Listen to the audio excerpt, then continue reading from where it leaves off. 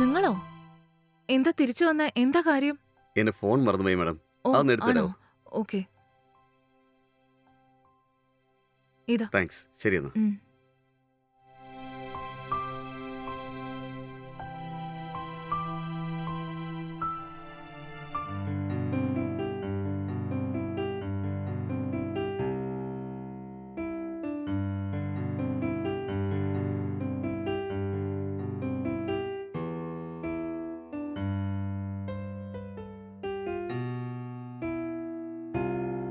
ഏട്ടാ, ഉം, എനിക്ക് നിങ്ങളോടൊരു കാര്യം പറയണം. പറയ്. ഞാനൊരു ഗോൾഡ് ചെയിൻ വാങ്ങിച്ചു. എന്ത്?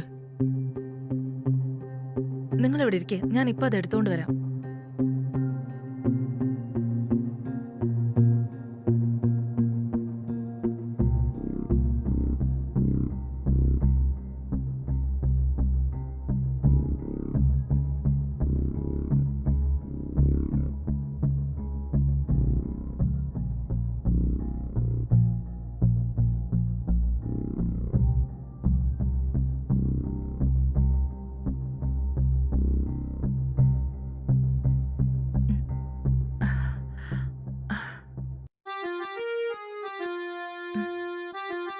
ഉം.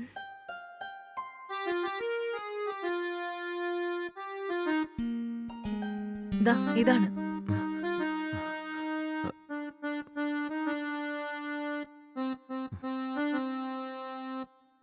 എങ്ങനെയുണ്ട്? ഈ ചെയിൻ വാങ്ങാന് നിനക്ക് എവിടുന്ന കാശ് കിട്ടിയത്? കാശുണ്ടെങ്കിലേ സ്വർണം വാങ്ങാൻ പറ്റുള്ളൂ. എന്ന് വെച്ചാ നിനക്ക് എങ്ങനെയാ കാശില്ലാതെ സ്വർണം കിട്ടിയത്?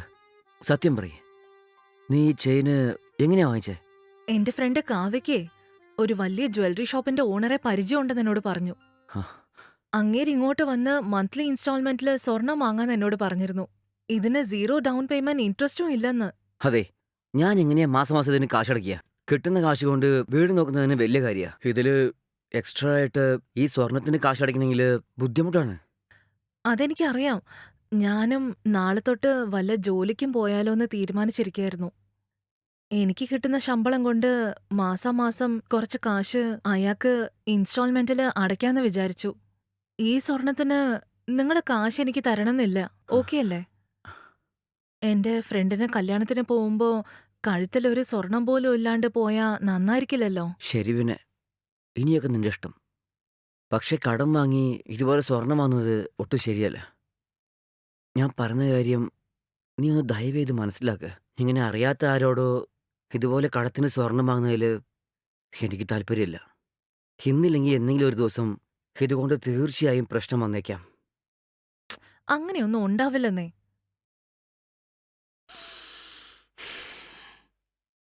നീ പറഞ്ഞാൽ മനസ്സിലാക്കുമെന്ന് ഞാൻ കരുതി. ശരി, എനിക്ക് ഉറക്കം വരുന്നുണ്ട്. ഞാൻ കിടന്നുറങ്ങട്ടെ. Good night. ഉം.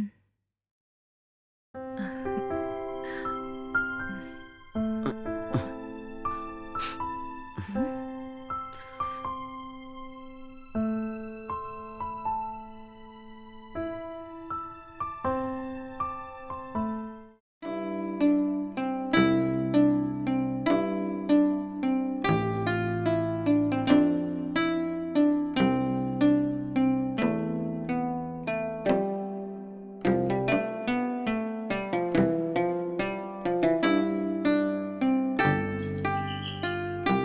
ഉം.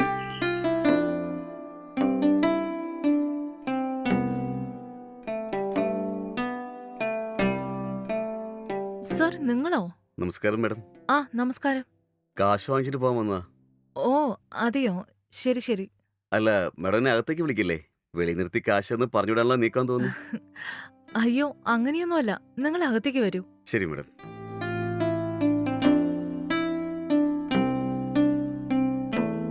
എന്താ മാഡം, കാശില്ലേ? ഒരു മാസമായി, അതുകൊണ്ട് വാങ്ങിച്ചിട്ട് പോകാൻ വേണ്ടി വന്നാ. ആ, ഉണ്ടല്ലോ. നിങ്ങൾ ഒന്നിരിക്കെ, ഞാൻ ഇപ്പൊ തന്നെ എടുത്തോണ്ട് വരാം. ഉം.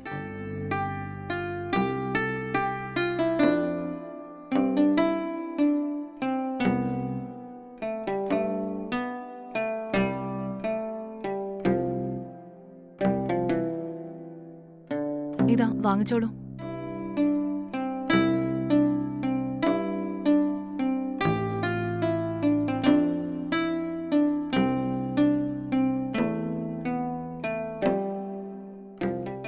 കൊള്ളാലോ. ഫസ്റ്റ് മാസത്തെ ഇൻസ്റ്റാൾമെന്റ് തന്നെ കറക്റ്റ് ആയിട്ട് തന്നല്ലോ. അതിപ്പോ തന്നല്ലേ പറ്റൂ. ഹാ, ഞാൻ എന്തെന്ന് പറയാനാ. ഈ കാശ് റെഡിയാക്കാൻ ഞാൻ കഷ്ടപ്പെട്ടത് കുറച്ചൊന്നുമല്ല. അങ്ങനെയാണോ? എന്തു പറ്റി? എന്തെന്ന് പറയാനാ. എന്റെ ഭർത്താവിനോട് കാശ് വേണമെന്ന് ചോദിച്ചാ അങ്ങേരുടെ കയ്യിലില്ല, അതുകൊണ്ട് തരില്ലാന്ന് പറഞ്ഞു. അങ്ങേര് ഇങ്ങനെ പറയുന്നത് ഞാൻ ഒരിക്കലും വിചാരിച്ചതേയില്ല. ഉം. അതുകൊണ്ട് വേറെ വഴിയില്ലാതെ അമ്മയ്ക്ക് ഫോൺ ചെയ്ത് ഞാൻ എന്റെ അവസ്ഥ പറഞ്ഞു മനസ്സിലാക്കി. അമ്മയാ കാശ് അയച്ചത്. അങ്ങനെയാണോ? അപ്പോ നിങ്ങളുടെ ഹസ്ബൻഡ് കാശ് തന്നില്ലായിരുന്നോ? ഏയ് ഇല്ലെന്നേ. അങ്ങനെയാണെങ്കിൽ ഇനി വരുന്ന മാസങ്ങളിലൊക്കെ എങ്ങനെയാണ് കാശ് അടയ്ക്കാൻ പോകുന്നത്? ഞാൻ വല്ല ജോലിക്കും പോയിട്ട് ഈ കാശ് അടച്ച് തീർത്തേക്കാന്ന് വിചാരിച്ചു. എനിക്കറിയാവുന്ന എല്ലാവരോടും ഒരു ജോലിക്ക് വേണ്ടി ഞാൻ ചോദിച്ചിട്ടുണ്ട്. ഓ, അങ്ങനെയാണോ? എന്നാൽ ശരി. ഈ മാസം എന്തായാലും കറക്റ്റായിട്ട് കാശ് അടച്ചല്ലോ. ഉം. അതേപോലെ തന്നെ ഓരോ മാസവും കറക്റ്റായിട്ട് കാശ് അടയ്ക്കുകയാണെങ്കിൽ എനിക്കും ഒരുപാട് സന്തോഷമാകും. എന്തായാലും കറക്റ്റായിട്ട് അടയ്ക്കണം കേട്ടോ. ആ ശരി. ശരി എന്നാ. ഞാൻ പോയിട്ട് വരാവേ. ഉം.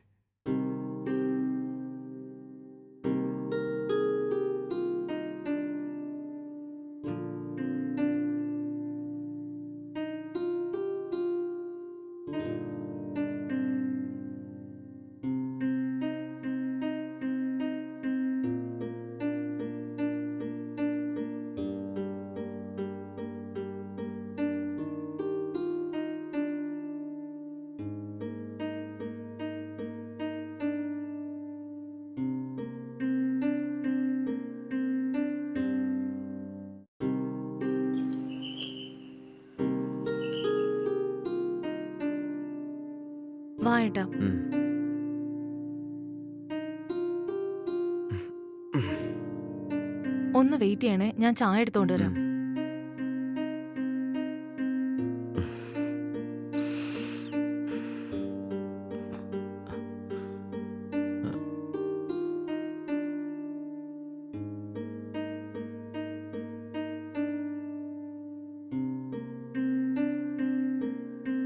ദാ ഏട്ടാ. ഉം.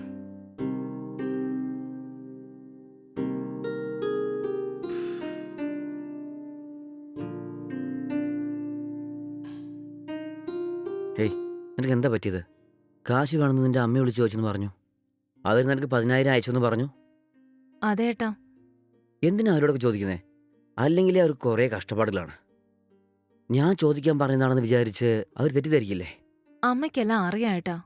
ഞാനൊരു ഗോൾഡ് ചെയിൻ വാങ്ങിച്ചില്ലേ, അതിന്റെ EMI അടയ്ക്കാൻ പണം വേണമെന്ന് ചോദിച്ചപ്പോ അയച്ചു തന്നു. അമ്മ അയച്ച കാശ് കൊണ്ടാ ഈ മാസത്തെ EMI ഞാൻ അടച്ചു തീർത്തെ. അങ്ങനെയാണോ? ശരി. അല്ല, നിന്റെ ജോലിക്കാരി എന്തായി? ഞാൻ പല സ്ഥലത്തും ജോബിന് വേണ്ടി ട്രൈ ചെയ്തോണ്ടിരിക്കുക. പക്ഷെ ഇതുവരെ ഒന്നും ശരിയായിട്ടില്ല. ശരി, നോക്കിങ്ങോട്ടും ചെയ്യ്.